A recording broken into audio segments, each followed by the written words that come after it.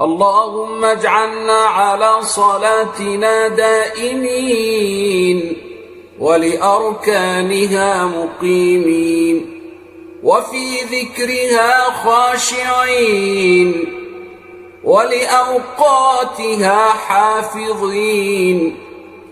اجعل الصلاة راحة لأبداننا وأمانا لأرواحنا وسكينة لأنفسنا ونجاة في قبورنا يا مجيب الدعاء يا مجيب الرجاء.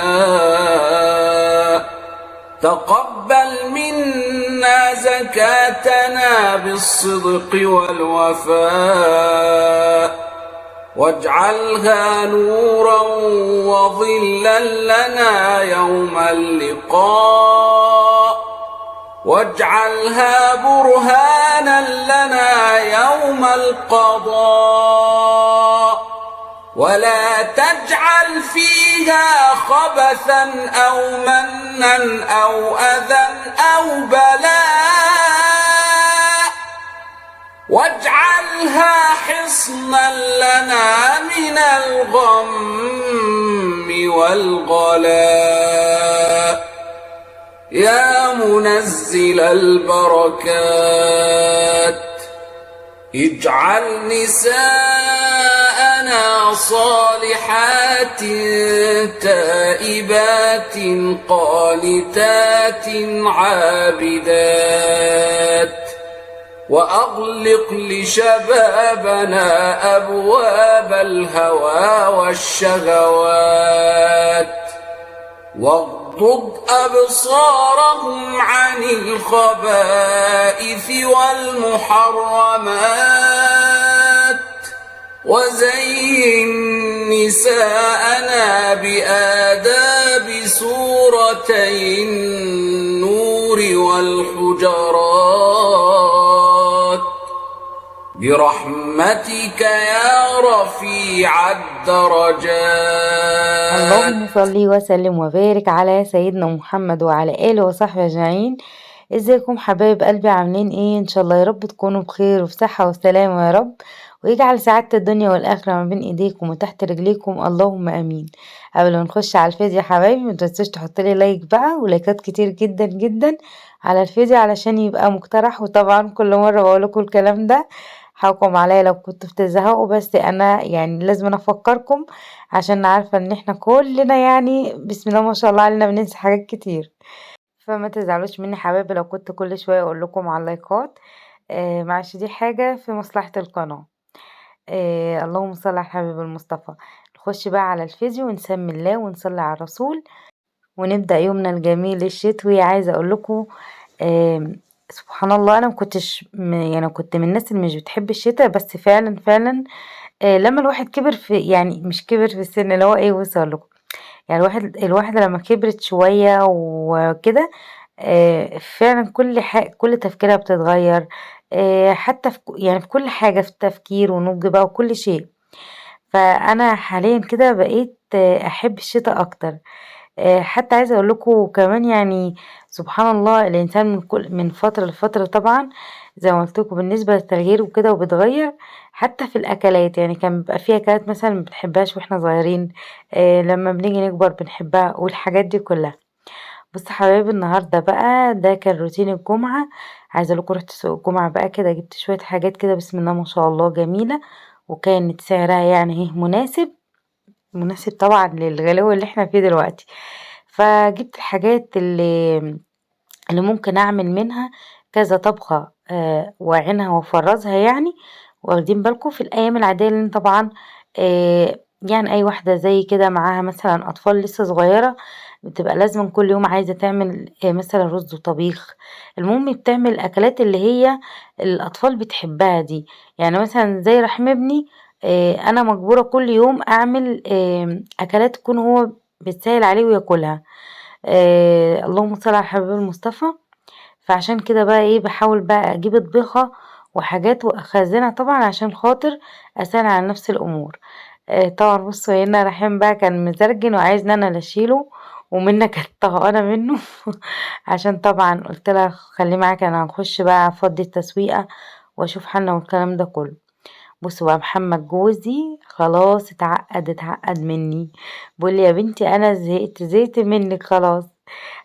مش عايز ياكل، اللهم صل انا مش عايز ياكل محشي.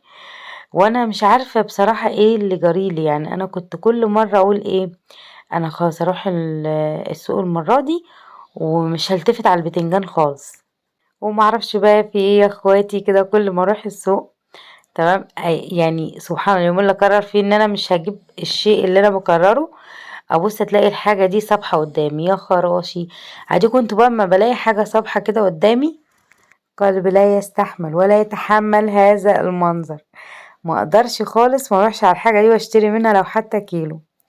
طبعا بسم الله ما شاء الله بقى يعني بتنجان واسمراني كده وبيلمع وصابح.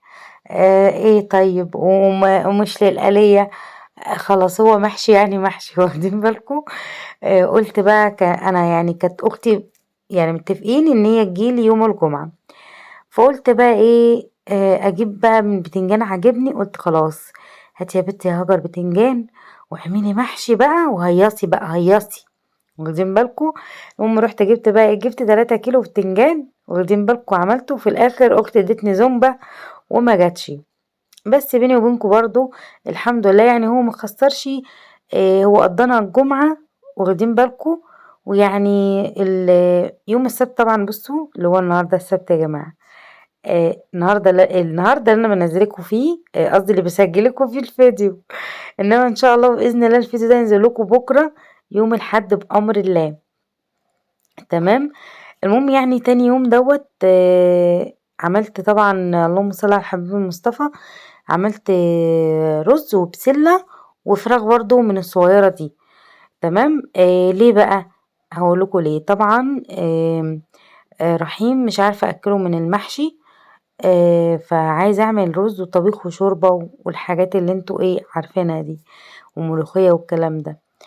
وكمان اللهم صل على الحبيب المصطفى هو طالع بيحب يعني بيحب الرز على الملوخية قوي قوي. يعني احط له رز بملوخية واكله بسم الله ما شاء الله يعني ايه يرضى ياكل منها.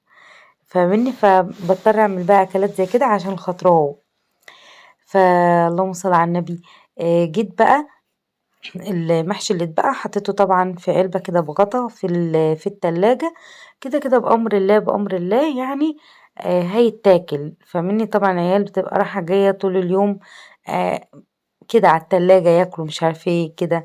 ربنا يخليه بألف ألف أنا وشفا يا رب. فاللهم صل على الحبيب المصطفى. عملتهم بقى زي ما قلتلكوا واللي اتبقى حطيته بقى في التلاجة. جيت بقى النهاردة رحت عاملة لهم بقى شوية بسلة واللهم صل على النبي وشوية رز وملوخية وعملت لهم فراخ يعني ظبطتهم برضو والله تاني اهو. في اليوم ده بقى انا كنت جايبة من التسويقة جبت البتنجان وجبت 2 كيلو بسلة كيلو على 10 جنيه. واللهم صل على النبي. وجبت خبيزة بقى عايزة اقول لكم كانت عسل خالص عسل حلوة جدا. الكيلو ب3 جنيه جبت الكيلو ونص ب5. وجبت كمان بجنيه كده شوية كزبرة وسلق كده يعني شوية حلوين. فالست يعني ربنا يكرمها يا رب كانت ايدها سخية شوية. سخية دي يعني اللي هو ايه آم، ايدها فرطة اللي هي ست كريمة كده يعني. يعني بديها يعني مثلا جنيه بقول لها عايزة شوية يعني عايزة ورقتين سلق وعيدين كزبرة. لقيتها بتقول يا ست ده كله. قالت لي ست خدي ما هو من أرضنا.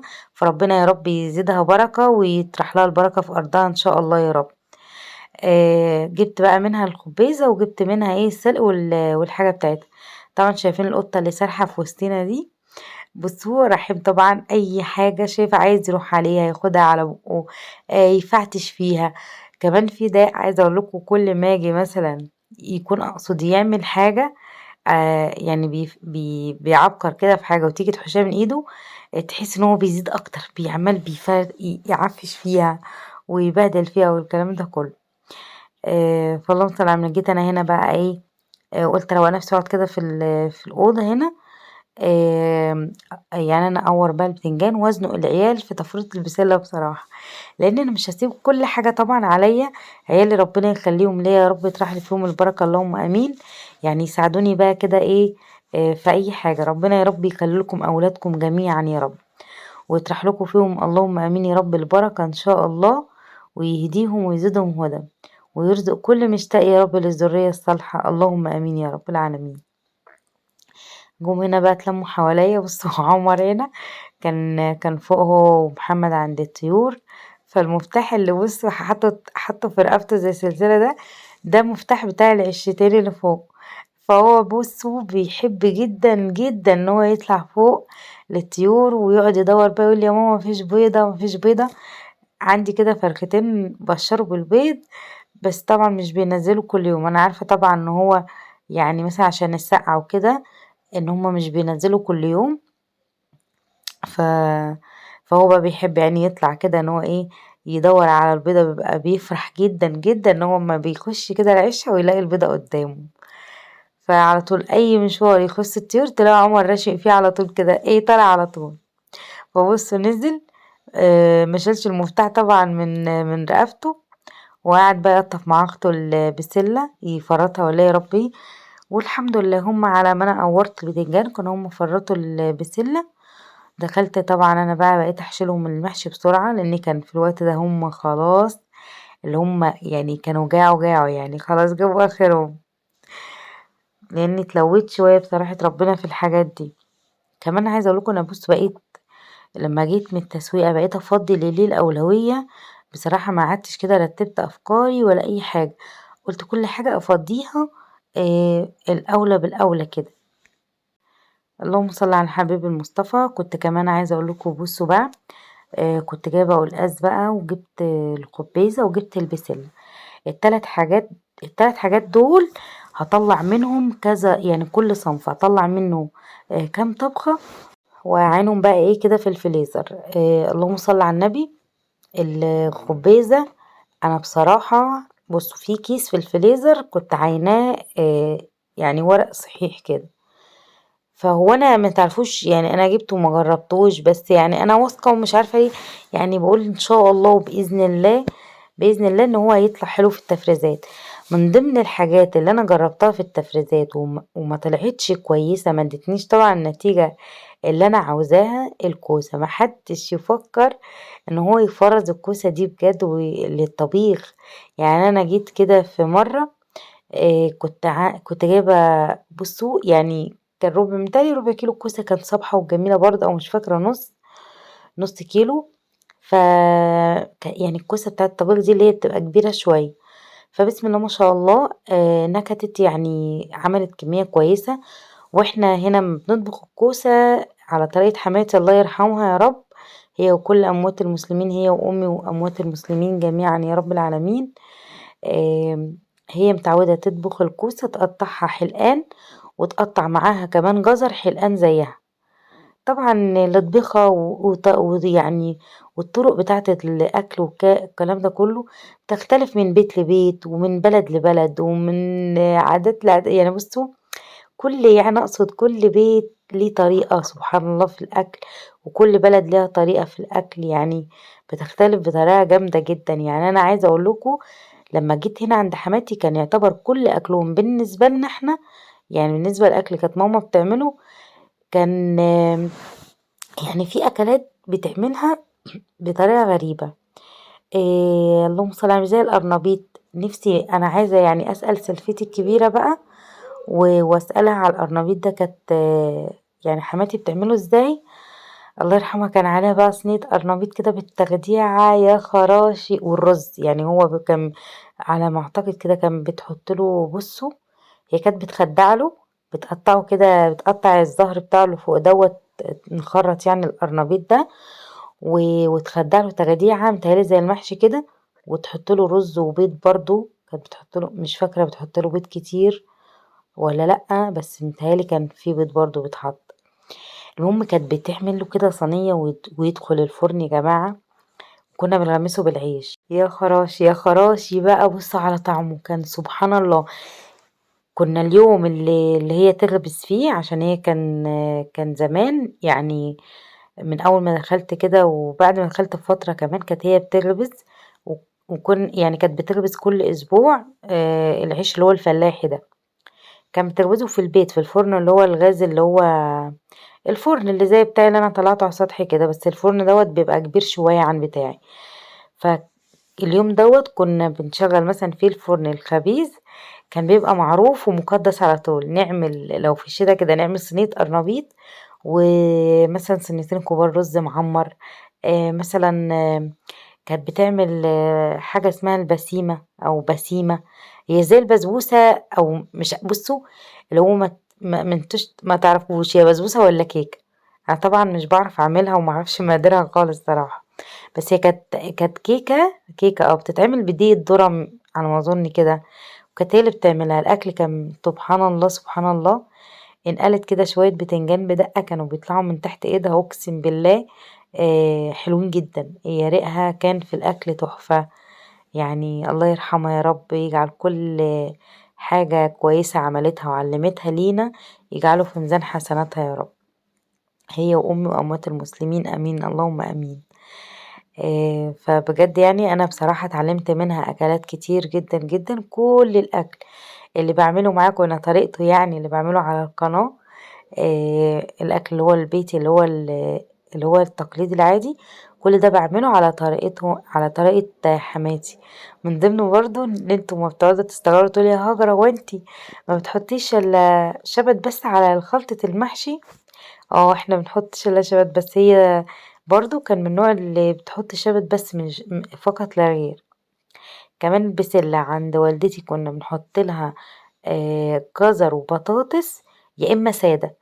لا هنا برضو عند حماتي كانت تعمل البسلة معاها جزر، البسلة معاها جزر، وبرضو الكوسة كان معاها جزر. فاللهم صل على النبي. كل الاكل اللي بعمله معاكم هنا كده الطبخ والحاجات دي على طريقتها هي. وعايزه اقول لكم يعني مش ان انا بشكر وخلاص، لا والله الاكل اللي فعلا مسكر وبيبقى جميل. هنا بقى وصلوا الديوك الصغنونة او الفراخ الصغنونة، هي مش كلها ديوك، فيها فراخ برضو يعني فراخ وراور يعني. بس عايزة اقول لكم يعني فعلا الفرخة البلدي او كمان الصغنونة دي بتبقى طعمها جميل جدا جدا جدا يعني. انا بصراحة ربنا بحب اكل الفراخ دي قوي عن الفراخ الكبيرة او عن اي حاجة تانية. إيه، بحب فيها ان هي محرمشة كده وما فيهاش لحم كتير، وما ان انا خلاص بقيت عاملة العملية فما بحبش بصراحة يعني حتة اللحمة الواضحة دي والصريحة، فاهمني؟ يعني ممكن امسك لي بقى فرخاية من اللي انت شايفينها الصغنونة دي، اكلها مثلا على 3 مرات، واقعد بقى ايه كده مزاج بقى كده بقى اقعد افصص بقى منها العظم كده زي ما انتوا شايفين كده، خدت الجناح ومسكتش يعني. الله المستعان. بصوا بقى انا كده خلاص بقى خلصت اليوم، كمان البسلة كده كنت جهزتها وكمان قطعت الجزر. هنا البسلة يعني عملت لي 3 اكياس، وانا هنا حسيت الجزر اصلا اللي هو انا بالغت فيه، انا كنت جايبة كيلو الا ربع خرطتهم كلهم، فحسيت ان هو كتير اوي، فروحت عاملة ايه بقى، عبيت كيس البسلة جم 3. وطبعا يعني هو المفروض كان جم 4 اكياس كويسين، يعني 4 كل كيس مثلا نص كيلو بمحتوياته يعني. بس طبعا بقى في شوية انا سبتهم في البولة بتاعة الرز دي، عشان اللي هو انا اصلا كنت بخدع على العين التانية، وكنت يعني بسقط الاكل على طول بعمل الاكل. فاللهم صل على الحبيب المصطفى. هنا بقى زي ما قلت لكم حسيت ان الجزر بقى مبالغ فيه بصراحة، وان انا حطيت كله كده، فقلت لا خلاص انا هسرد شوية جزر من اللي بصوا من اللي في البولة ده، وكمان همسك برضو الكياس اسرد منها شوية شوية جزر، عشان انا حاسة ان هو بصراحة كتير يعني. انا مش عارفة كتره ده هي يعني عادي ولا ممكن يضر، ما جربتش، بس انا حسيت ان ايه اللي المفروض ان انا انقص منهم شوية من الجزر وخلاص. نقصت الحمد لله كده شوية، فعملت منهم كيس جزر تاني. كيس الجزر ده بقى ينفعني مثلا في اي وصفة مثلا عايزة احطها فيها جزر، او مثلا شوية بسلة جبتهم تاني فمحتاجة ليهم وكده. فالمهم يعني اتعمل كيس زي ما انتم شايفين كده بقى يا حبايبي. ده نهاية الفيديو معاكم،